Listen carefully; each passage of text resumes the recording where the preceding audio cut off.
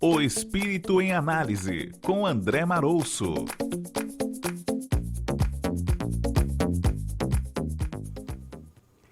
Você certamente já deve ter ouvido falar nas zonas umbralinas e nos vales de sofrimento que acolhem espíritos desditosos e rebeldes, como por exemplo o Vale dos Suicidas e outros afins.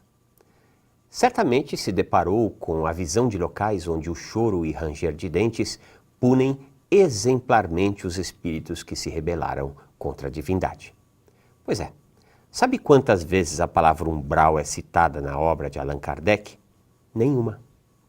Aliás, o codificador da doutrina espírita tratou do assunto de forma muito clara na questão 1012 de O Livro dos Espíritos.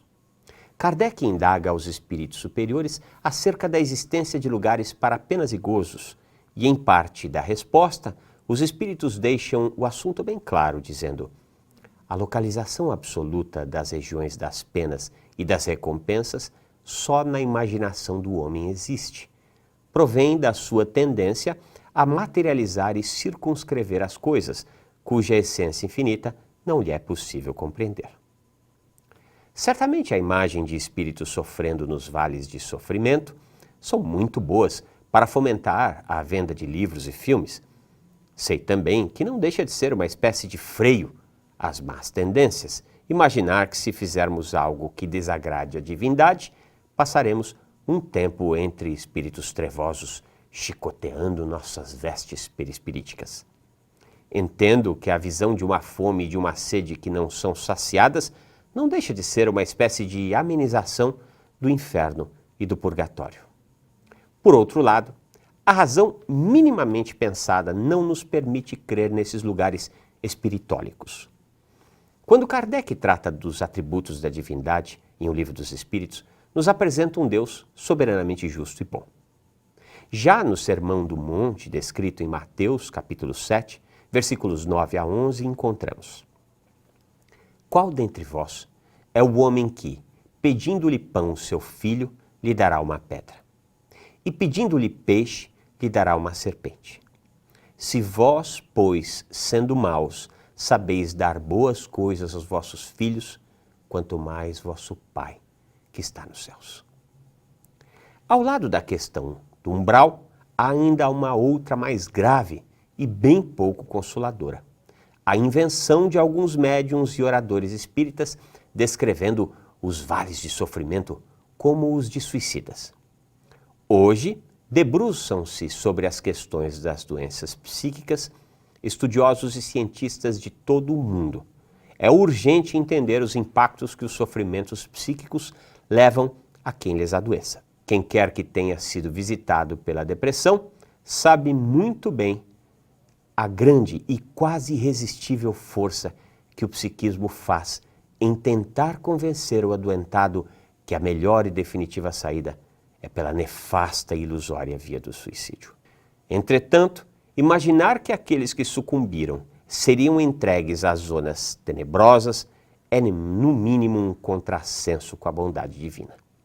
Isso sem falar na falta de caridade que experimentam os familiares de suicidas, que ao invés de serem consolados através da magnânima visão de um Deus que é Pai e que é amor, são obsediados pela visão de que seus amados que sucumbiram a este que é um dos mais trágicos acontecimentos estariam ligados a estes vales de tortura durante muito tempo e que depois ainda reencarnariam com doenças terríveis.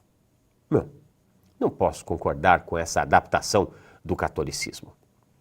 Certamente que colhemos o que plantamos. Entretanto, Deus, que é só amor, sabe muito bem como agir de forma a educar aqueles que se desviaram do caminho, sem precisar recorrer a métodos de tortura bastante humanos.